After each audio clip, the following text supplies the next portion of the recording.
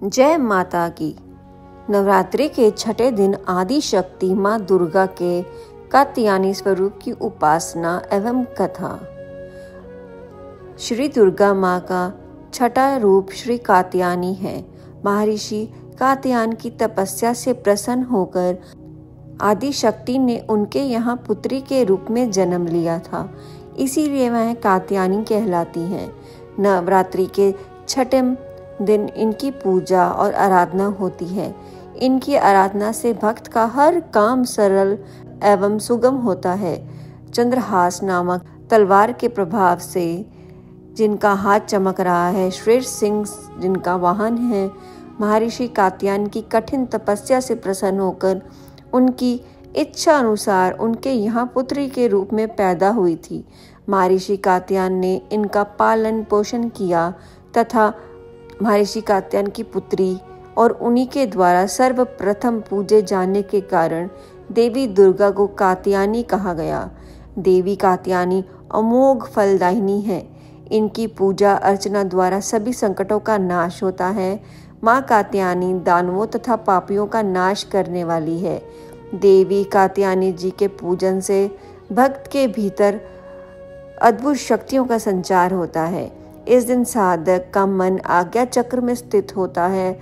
योग साधना में इस आज्ञा चक्र का अत्यधिक महत्वपूर्ण स्थान है। साधक का मन आज्ञा चक्र में स्थित होने पर उसे सद्भाव से माँ कात्यायनी के दर्शन प्राप्त होते हैं। साधक इस लोक में रहते हुए अलौकिक तेज से युक्त रहता है। माँ कात्यायनी का स्वरूप अत्यंत दिव्य और स्वर्ण के समान चमकीला है। यह अपनी प्रिय सवारी सिंह पर विराजमान रहती हैं।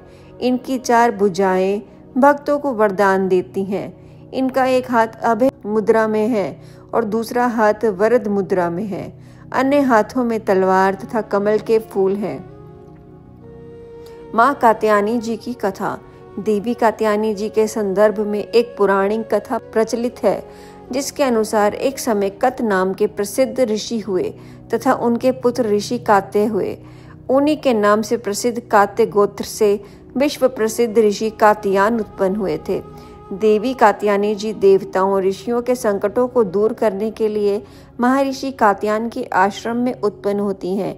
महर्षि कात्यायन जी ने देवी का पालन पोषण किया था। जब महिषासुर नामक राक्षस का अत्याचार बहुत बढ़ गया था, तब उनका विनाश करने के लिए ब्रह्मा, विष्णु और महेश ने अपने तेज और प्रताप का अंश देकर देवी को उत्पन्न किया था और ऋषि कात्यायन ने भगवती जी की कठिन तपस्या पूजा की।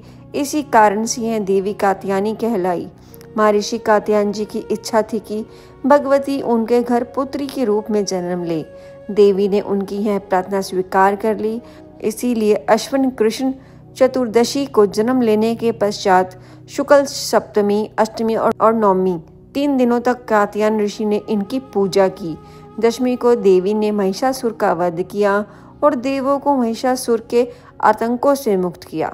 तो सभी बोलिए माता कात्यायनी की जय। जय माता दी।